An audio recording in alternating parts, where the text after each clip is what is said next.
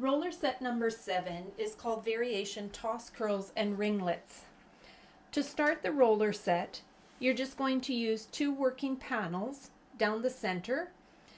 Start with an on base, an indent, and an indent. Once you've completed that, you're going to find the center of the last roller that you put in that top panel. When you find the center, that becomes your pivot point. From there, use a roller, length of a roller, to determine how big your panel is going to be. So you can make a vertical parting at the center 6 point and a horizontal parting that is length of a short roller or half size roller. And then you're just going to divide from the pivot point using a diagonal line. You're going to divide that into 2. I've completed the other side already to save time.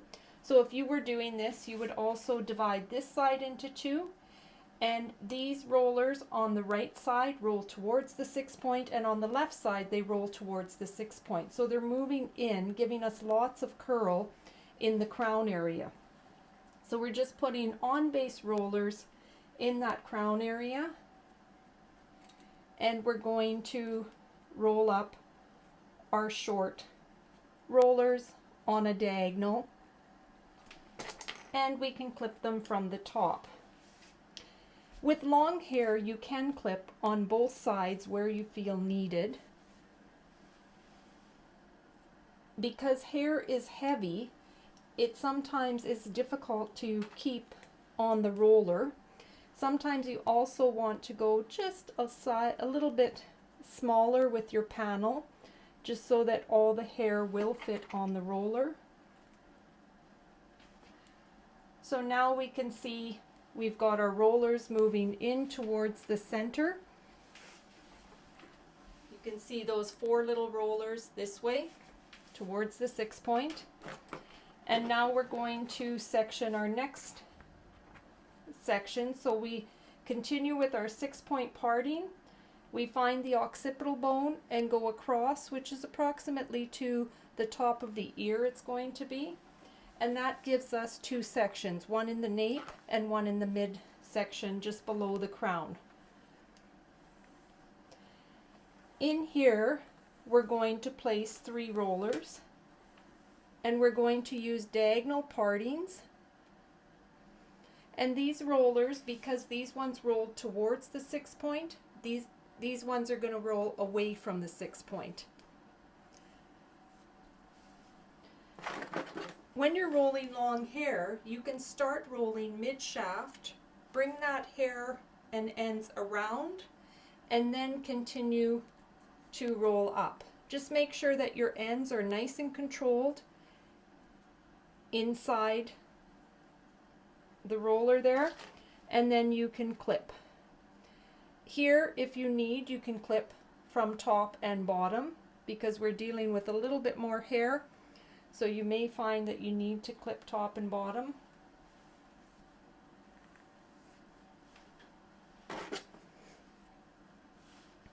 Also, you'll notice my mannequin is not really super damp. It's just probably about 70% dry. A lot of times when doing updo sets like this, I'll use my blow dryer to remove a lot of the moisture from the hair, and then just mist the hair as I need. I'll use a styling product. On this mannequin, I've used the Joico Mousse. I like something with a pretty good hold factor. This has a hold factor of 7, and I find that gives me a nice strong curl formation, and I have lots of movement to work with when doing the comb out.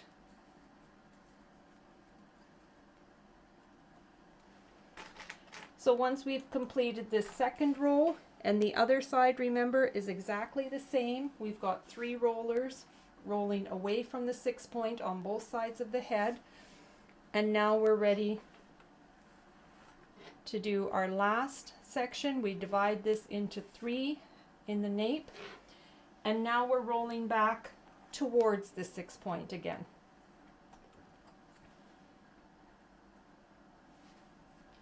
And if you feel you need to add a bit of moisture, you can do that. We just don't want that hair to be too damp because it takes forever to dry under the hood dryer. And to rearrange the hydrogen bonds, we don't really need the hair to be really wet. We just need a little bit of product, such as a mousse or any styling aid that you like. And we need a bit of dampness. And as the heat hits those hydrogen bonds and dries that hair, it will take on a new formation.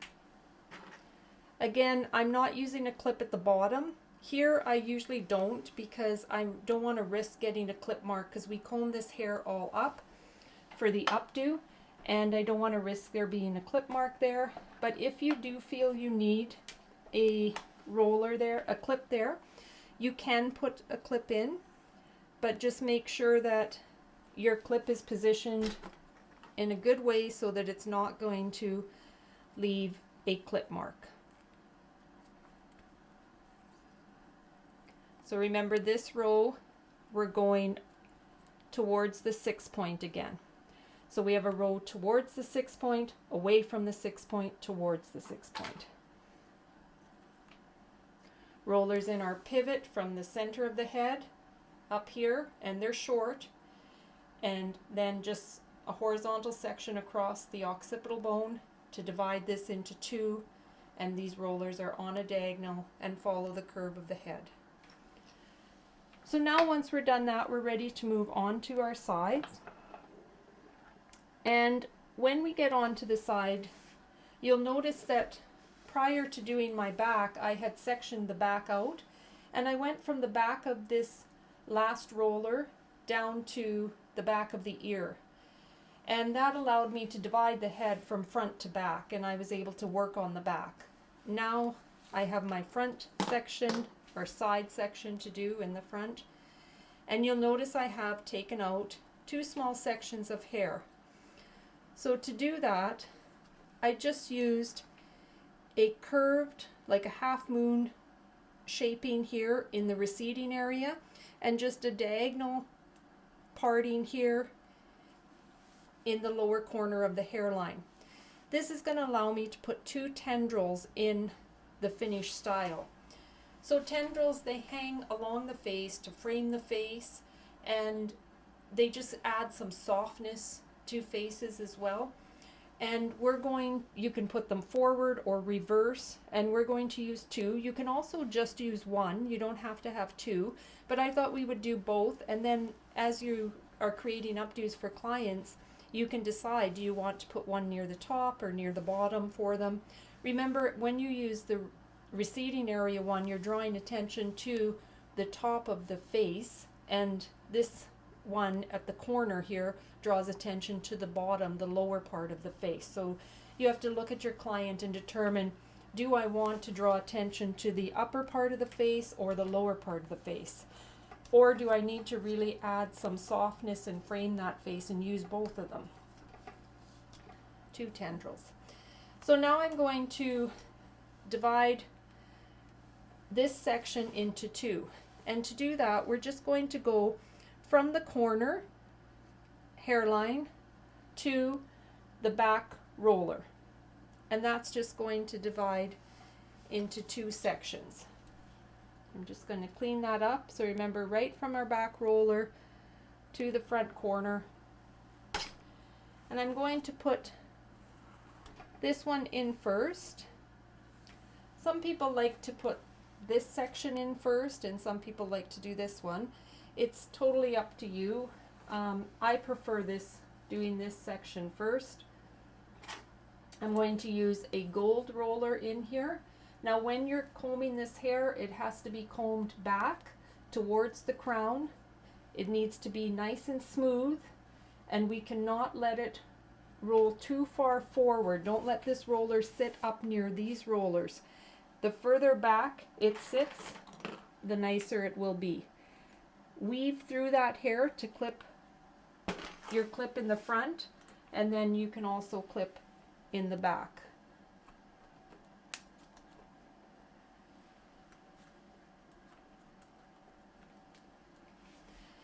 With your second amount of hair, remember, don't forget about your tendrils. That's why I have them clipped, because it's easy to just sweep them up with the hair here.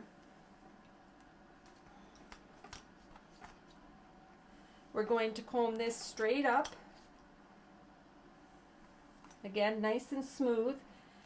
This allows it to stay flat on the sides when we do our comb out, because that's what the comb out needs. And now we're going to use a charcoal roller, a size smaller.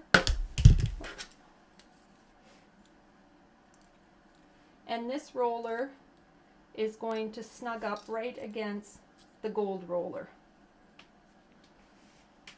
So the gold roller snugs up against your center panel, and the charcoal roller snugs up against your gold roller. And again, we clip on both sides. Usually for these rollers, you need to clip on both sides. And the reason for that is there's quite a lot of hair in that one roller. And this is why we like to use just damp hair with a bit of product, because these rollers will take a long time to dry. Okay, so now once you're done, you're ready to do your tendrils.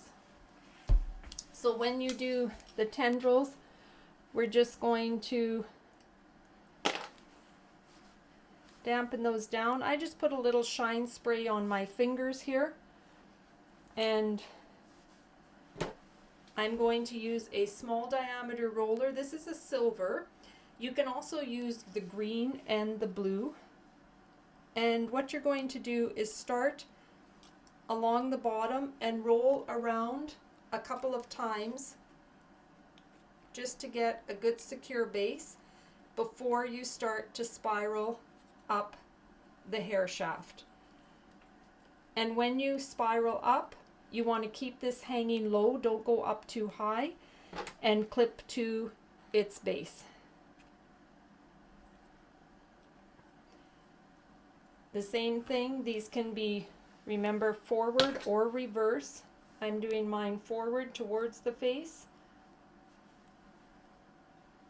Go around a couple of times just to get a good base so it starts, and then spiral your way up, and remember, clip to your base, letting it hang lower.